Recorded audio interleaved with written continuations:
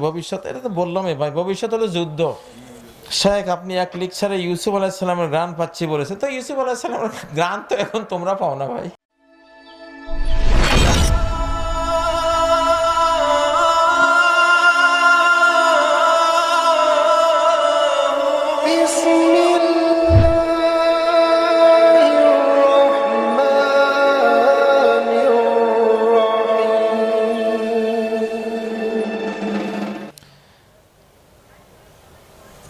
আমার মনে হয় প্রশ্ন তো অনেক অনেক অনেক এত তো আর জবাব দেওয়া সম্ভব না, রাত তো অনেক হয়ে গেছে, অনেক হয়ে গেছে। অনেক প্রশ্ন। এরপরে তো আপনাদের কিছুই মনে থাকবে না। হ্যাঁ, আমার মনে হয় শুধু বলতেই থাকা শোনার জন্য এটা উচিত না।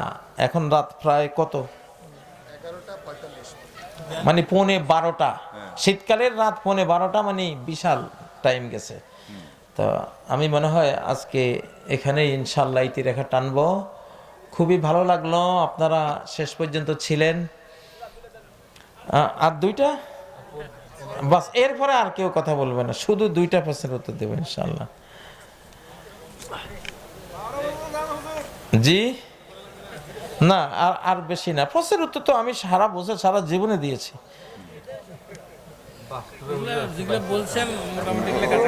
মোটামুটি আপনাদের পাকিস্তানে একজন ব্যক্তি মোহাম্মদ বিন কাসিম, যাকে অনেকে ইমাম মাহদি দাবি করছে, কারণ তার অনেক স্বপ্ন সত্য হচ্ছে, তিনি কি মাহদি হতে পারেন? সত্যটা বলবেন ভাই।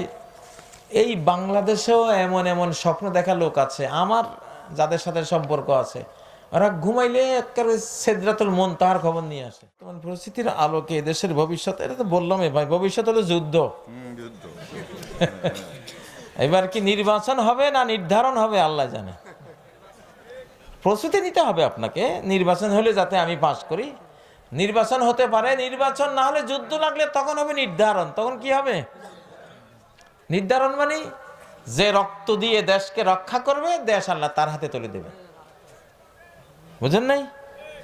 জীবন দিয়ে যারা দেশটা রক্ষা করবে, দেশটা আল্লাহ তাদেরকে তুলে দিবেন। 71-এ যারা জীবন দিয়ে দেশটা রক্ষা করেছিল, পরবর্তীতে তারা দেশটা পেয়েছে।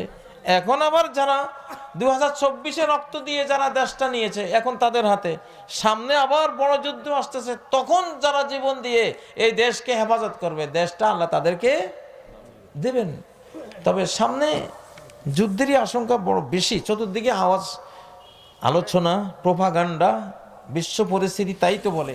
শেখ আপনি এক লেকচারে ইউসুফ আলাইহিস সালামের গান পাচ্ছি বলেছে, তো ইউসুফ আলাইহিস সালামের গান তো এখন তোমরা পাও না ভাই। শুরুই তো হয়েছে। আমি মূলত ওইটা একটা আধ্যাত্মিক ইনফরমেশনের কারণে সাইদি সাহেবকে কেন্দ্র করে ওইটা বলেছিলাম, যার কারণে আমি জেলও গিয়েছি। আমি টার্গেটে ছিলাম যে সাইদি সাহেবের জন্য কি করি, কি করব। ওনার জন্য তো আমার কাছে একটা পাওনা আছে। লাস্টে আমি ওইভাবে কথাটা বলেছি। ওইভাবে বলার পরেও আমাকে ওরা জেলে নিয়ে গেছে, যে তুমি সাইদি রে খুব বলছো ওইটা। ওগুলি বুঝে ও ডিবি অফিসে গিয়ে আমারে বলতেছে কি সাইদি সাহেবের ব্যাপার ওরা টের পাইছে।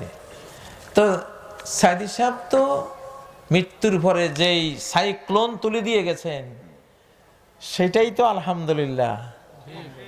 আমরা কেবল বেঁচে থেকেই যে সাইক্লোন তুলি এটা তো না, মরার পরেও তো আরো বেশি হয়, ঠিক না? তো এখন সাইদি সাহেব দুনিয়া থেকে চলে গেছেন, থাকলে তো আলহামদুলিল্লাহ আজকে এক বিনা বাক্য ব্যয়ে তিনি জাতির কর্ণধার হয়ে যেতেন। কিন্তু ওনার সন্তানরা সেটা পাচ্ছে, মানে আপনারা, ওনার সন্তানরা, উনি যাদেরকে লালন করে গেছেন, ওনার উদ্বেলিত সেই কোরআনিক কণ্ঠে যারা উজ্জীবিত হয়েছে, আজকে তাদের হাতে তো বাংলাদেশ, আলহামদুলিল্লাহ।